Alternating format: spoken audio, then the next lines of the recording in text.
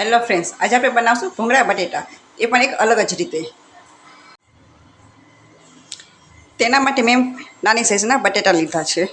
બટેટા કે શું બટેટા અથવા બટેટી પણ કહી શકાય.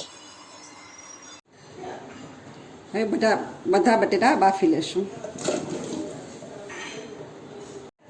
એમાં થોડું મીઠું એડ કરીશું અને તેને 10 મિનિટ માટે રહેવા દઈશું. હવે આપ જોશો કે બટેટી સારી રીતે ચડી ગઈ છે. હવે તેની છાલ ઉતારી લેશું. હવે લીલી ચટણી બનાવવા માટે મિક્સર જારમાં લઈશું આપણે 7 થી 8 નંગ મરચાં, ધાણા, લસણ અને એક આદુનો ટુકડો. તેને સારી રીતે ગ્રાઇન્ડ કરી લઈશું. પછી તેમાં થોડું પાણી એડ કરીશું. થોડું મીઠું નાખીશું. હવે તેને મિક્સરમાં પીસી લઈશું. તૈયાર છે આપણી લીલી ચટણી. હવે 3 મોટા ચમચા મેં તેલ લીધું છે. તેલ સરસ ગરમ થઈ ગયું છે. હવે તેમાં નાખીશું હિંગ, લીલી ચટણી નાખીશું. ત્યારબાદ તેને થોડી વાર સાતરી લઈશું.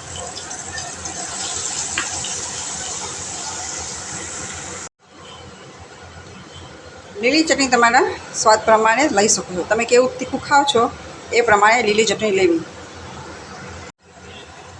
હવે તેમાં થોડું દહીં એડ કરીશું.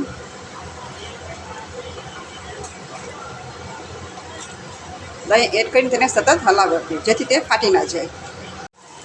તેમાં નાખીશું થોડીક હિંગ, ધાણા જીરું, પછી તેને હલાવી લેવું.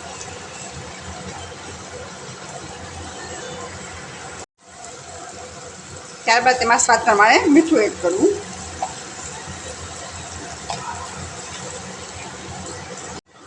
હવે તેમાં બધા બટેટા એડ કરી દઈશું અને તેને સારી રીતે હલાવી લઈશું.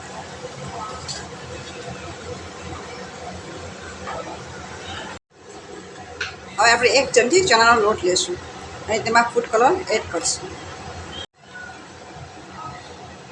અને તેમાં પાણી નાખીને સારી રીતે મિક્સ કરી લઈશું. હવે તેને બટેટામાં એડ કરી દઈશું અને તેને સારી રીતે હલાવી દઈશું.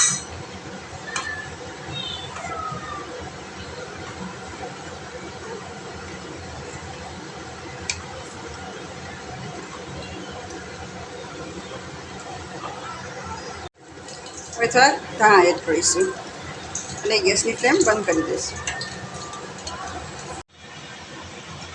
હવે આપ જોશો કે બટેટા કેવા સરસ બન્યા છે.